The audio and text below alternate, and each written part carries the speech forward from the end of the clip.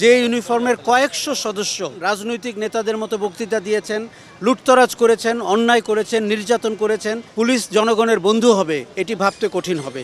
এখন পুলিশ এলাকায় ঢুকলেও পুলিশকে আমরা কতটুকু আপনভাবে নিতে পারবো, এটাও একটা প্রশ্ন আমার কাছে। পুলিশ আসুক, বাট যারা এইসব কুকর্ম করেছে, গণহত্যা করেছে, তাদের সবাইকে আইনের আওতায় আনা উচিত। কোটা আন্দোলনকে ঘিরে সৃষ্ট জটিলতায় প্রায় সপ্তাহখানেক পরে থানায় ফিরেছে পুলিশ। কার্যক্রম শুরু হয়েছে সীমিত পরিসরে। এখন জনমনে প্রশ্ন, পুলিশ কি পারবে জনগণের আস্থা ফেরাতে? দর্শক, জনমতের আজকের এপিসোডে সাধারণ মানুষের সাথে কথা বলে এই প্রশ্নের উত্তরই আমরা খোঁজার চেষ্টা করব। আমি আসলে পুলিশ বাহিনী নিয়ে বলতে চাই যে আমিও খুঁজছি পুলিশ বাহিনী কোথায়। কারণ হঠাৎ করে একটা বাড়িতে যদি বাড়ি থেকে মা বের হয়ে যান বা বাড়িতে গুরুজন বের হয়ে যান, বাড়ির আরও যদি সিকিউরিটি গার্ড, বুয়া, বিভিন্ন ধরনের সাপোর্ট সিস্টেম চলে যায়, তাহলে সন্তানদের কি অবস্থা হবে? আমার কাছে খুবই অবাক লাগছে, কারণ আমরা তো আসলে স্বাধীনতা যুদ্ধ ৭১ সালে দেখিনি, তো আমরা এই সময়ের মানুষ। আমার কাছে একটু অবাক করা আমারও প্রশ্ন যে একই সাথে এত মানুষ গায়েব হয়ে গেলেন কোথায়, আর এত ডাকাত কোথায় ছিল যে তারা হঠাৎ করে দল ধরে ডাকাতপুর শহরে ঢুকে গেল। এবং একটা ভালো হয়েছে যে কমিউনিটি একসাথে হয়েছে, কিন্তু আমার কাছে খুবই আশ্চর্যজনক ব্যাপার যে যাদের দায়িত্ব তারা পালিয়ে গেলেন কেন? তারা কি আসলে করাপশনের অংশ ছিলেন, বা তারা কি আসলে মনে করেন যে তারা আসলে গণপিটুনির শিকার হবেন এখন এলাকায় ঢুকলে? কারণ তার আগে তাদের যে কাছ থেকে আমরা যে সাপোর্টটা আশা করেছিলাম, কারণ আন্দোলন চলাকালীন অবস্থায় কিন্তু আমরা একদমই নিরাপদ ছিলাম না। আমরা কখনো যদি কোনো বন্ধুর বাড়িতে গেছি বিকেলবেলা, সন্ধ্যার সময় নানান ধরনের মানে বিপদ আপদ রাস্তাতে দেখছি, গোলাগুলি হচ্ছে, রাস্তা বন্ধ করে দেওয়া হচ্ছে, কারফিউ চলছে। আমরা কিন্তু সেখান থেকে যে নিরাপদে বাড়িতে পৌঁছাবো কাজ শেষ করে, বা আমরা একটা কাজে বের হয়েছি, আমরা কিন্তু সেই সময়ও সিকিউরিটিগুলোর সাপোর্ট পাইনি, বা আমি জানি না কতদিন পর্যন্ত পুলিশের সাথে আমরা সহজ হতে পারবো। তো আমার কাছে কিন্তু এটা একটা চিন্তার বিষয় যে পুলিশ শব্দটার সঙ্গে যে ভীতি তৈরি হয়েছে, ট্রমা তৈরি হয়েছে, পুলিশ যে মানুষের বন্ধু না, এইটা এত লম্বা সময় ধরে আমরা গত 23 দিন ধরে দেখেছি। এখন পুলিশ এলাকায় ঢুকলেও পুলিশকে আমরা কতটুকু আপনভাবে নিতে পারবো, এটাও একটা প্রশ্ন আমার কাছে। দেখুন, যে কারণে বিডিআরকে বিজিবি বানানো হয়েছিল, ঠিক একই কারণে পুলিশকে সংস্কার করা জরুরি।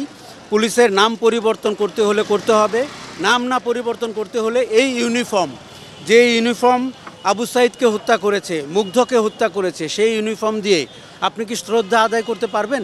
আপনি কি দায়িত্ব পালন করতে পারবেন? যে ইউনিফর্মের আইজি গোপালগঞ্জ কিনে ফেলেছেন, শত শত কোটি টাকা লুট করেছেন, যে ইউনিফর্মের হারুন আমাদের আন্দোলনকারীদেরকে 3 দিন আটকে রেখেছিলেন, যে ইউনিফর্মের কয়েকশো সদস্য বিপ্লব থেকে শুরু করে সরকারের তল্পিবাহক হয়েছেন, রাজনৈতিক নেতাদের মতো বক্তৃতা দিয়েছেন, লুটতরাজ করেছেন, অন্যায় করেছেন, নির্যাতন করেছেন, সেই ইউনিফর্ম দিয়ে পুলিশ জনগণের বন্ধু হবে এটি ভাবতে কঠিন হবে।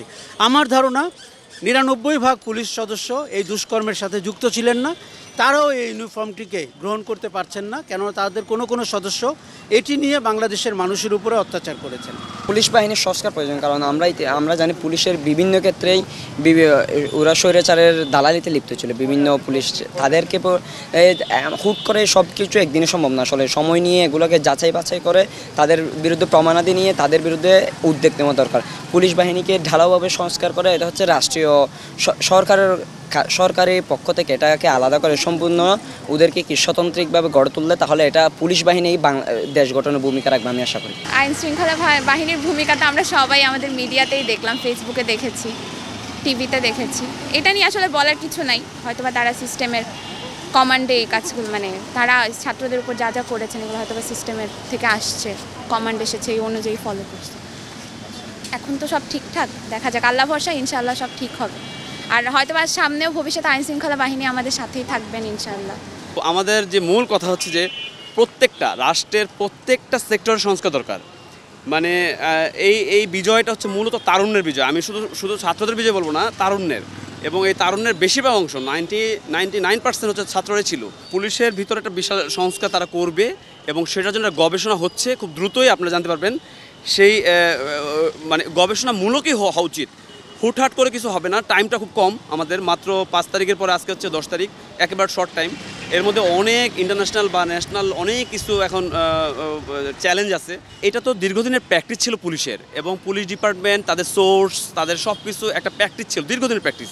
এটা হুট করে আমার মনে হয় না যে এটা চেঞ্জ হবে।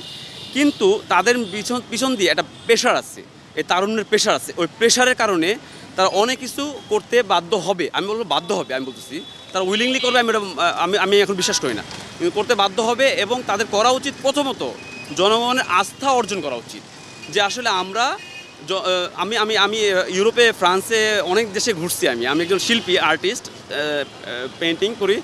তো সেখানে আমার একবার একটা কারণে আমি একটা প্যারিসে একটা থানায় গেছিলাম। তো গিয়ে দেখলাম যে থানায় যাওয়া মানে একটা অফিসে যাওয়ার মতো। আর আমাদের এখানে হয়েছে যে পুলিশে থানা যাওয়া মানে হচ্ছে একটা গ্যাংস্টার মধ্যে ঢুকে পড়া। তো সেই গ্যাং গ্রুপটাকে রিফর্ম করাটা একটু টাফ হবে, কিন্তু তাদের প্রেশার আছে এবং তারা অলরেডি মানে ভেঙে গেছে ওই গ্যাং। এটা সবাই জানে, বড়োভাবে ভেঙে গেছে, মানে ওয়াইডলি। সো ভালো হবে। সবচাইতে বড় সমস্যা ছিল পুলিশের মধ্যে, তাদের ভিতরে দুর্নীতি এবং পুলিশের যে নিজস্বতা বলে কিছু ছিল না। তারা ছিল পরনির্ভরশীল, এক কথায় পরজীবী। কি বলবো, নেতারা যা বলেছে তারা তাই করেছে, আর নিজের বিবেককে তারা বিসর্জন দিয়ে এইসব করেছে।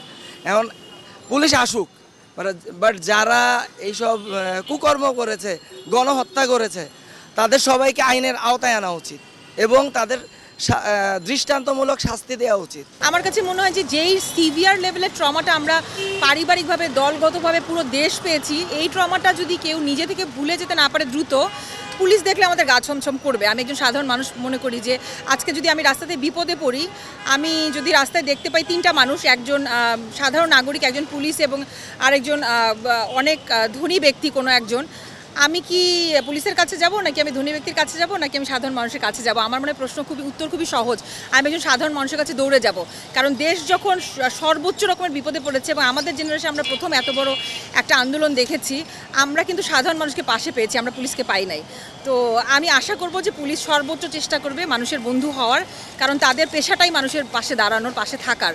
তো সেটা আমরা মিস করেছি, কিন্তু আশা করব তারা চেষ্টা করবে, কারণ উদ্যোগটা এবার তাদের দিক থেকে আসতে হবে।